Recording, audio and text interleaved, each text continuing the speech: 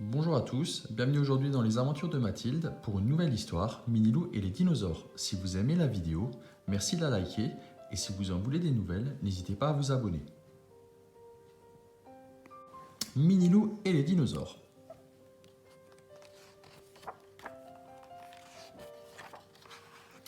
Ce matin, en entrant dans la grotte de classe, la maîtresse, Mademoiselle Biglu, découvre un drôle de spectacle. Minilou, Anissé et Minipic s'amusent à dessiner sur les murs. « Qui vous a autorisé ces gribouillages ?» demande-t-elle. « Vous allez m'effacer ça tout de suite. »« Oh non, maîtresse, supplie Luna. Laissez les dessins, ils sont trop jolis. Et la grotte est bien plus gaie comme ça. »« Elle a raison, ajoute Muche l'air coquin. Surtout avec le très beau dessin d'Anissé. »« Nous verrons, grommelle Mademoiselle Biglu en regardant la paroi. Dès que l'école est finie, Minilou et sa bande n'ont plus qu'une hâte, retrouver leurs amis les dinosaures. Le dernier arrivé est un pied cassé, crie Muche à ses camarades qui se lancent aussitôt dans une course effrénée. Quand ils arrivent à l'orée de la grande forêt, les dinosaures sont déjà là et les attendent avec impatience. Ce que les petits filous préfèrent, ce sont la course de dinosaures. Chacun grimpe sur son animal préféré et, attention, prêt, 3, 2, 1, partez, crie Anissé. Commence alors une poursuite échevelée. Le sol tremble et tout est écrabouillé sous le pas lourd des énormes bêtes. Comme d'habitude, Tyranno fait des siennes. Ce sacré dinosaure a mauvais caractère et ne supporte pas de perdre. Il triche toujours pour arriver le premier. « Tyranno, c'est pas du jeu !» proteste Baudouin. Le soir, près de la grotte de la tribu, Minilou surprend les adultes en train de discuter autour du feu. « Il y en a assez de ces dinosaures » se lamente Maman Loup. « Ils ont encore piétiné le potager. »« Et les buissons aussi » ajoute Maman Cochon. « Il n'y a plus une haie entière. Comment vais-je récolter des baies pour le dessert ?»« Ça a assez duré » déclare Papa Loup, le chef de la tribu. « Dès demain, nous irons chasser ces maudites bestioles. » Panique à bord chez Minilou et sa bande, et encore plus chez les dinosaures. Comment allons-nous nous échapper aux chasseurs se lamente Parosoro. Nous sommes bien trop gros pour nous cacher. J'ai une idée, crie soudain Minilou. Vite, rassemblez les feuilles et les lianes. Nous allons fabriquer des camouflages. Aussitôt, la petite troupe se mit à courir dans tous les sens, sous l'œil interrogateur des dinosaures.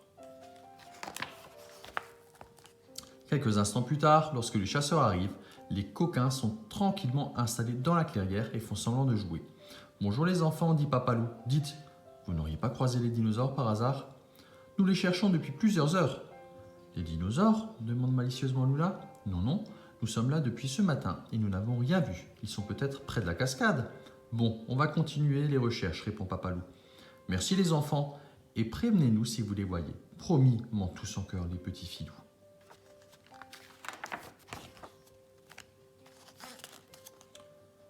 Une fois les adultes partis, Minilou et ses copains et les dinosaures se félicitent de cette idée géniale. « On les a bien eus !» hurle Minilou en faisant du toboggan sur le dos de Diplo. « Oui, les chasseurs sont en route vers la cascade. Nous voilà tranquilles pour 2 jours, ajoute Luna. « Si on faisait une course pour fêter ça ?» propose Muche. De retour à la caverne, pendant qu'Anissé prépare un petit goûter, les discussions vont bon train. « Cette fois, on a eu de la chance, déclare Minipic. Mais il faut absolument que l'on trouve une autre idée pour protéger nos amis. Dans la grotte, on n'entend plus une mouche préhistorique voler. Chacun réfléchit à une solution. Soudain, Minilou s'écrie. « Ça y est, j'ai trouvé. Voilà ce que nous allons faire. » Toute la bande se rassemble autour du petit loup.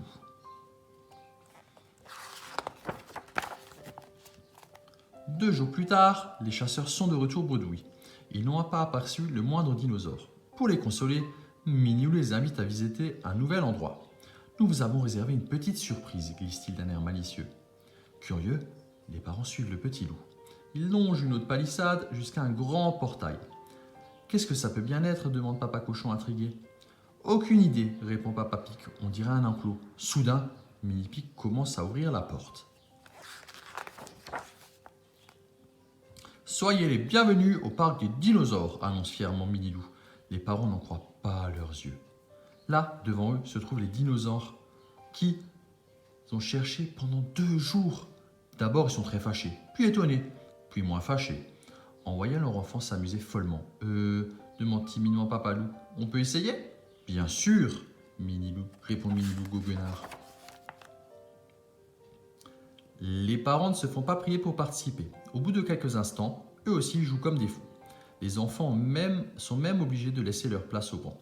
Dans un coin, Luna et Minilou discutent.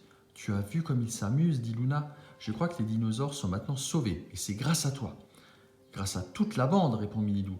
Je n'y serais jamais arrivé tout seul. À la tombée de la nuit, l'heure est venue de rentrer. Maman loup s'approche de son fils. Mon petit loup, si tes énormes copains les dinos promettent de faire un peu attention à l'endroit où ils posent leurs énormes pattes, je te promets que nous ne les embêterons plus. D'autant que ton père s'est fait une nouvelle amie, je crois, devant le spectacle de Papa Loup et de Sétia. Tout le monde éclate de rire. Merci beaucoup à vous et à bientôt dans une nouvelle histoire pour les aventures de Mathilde.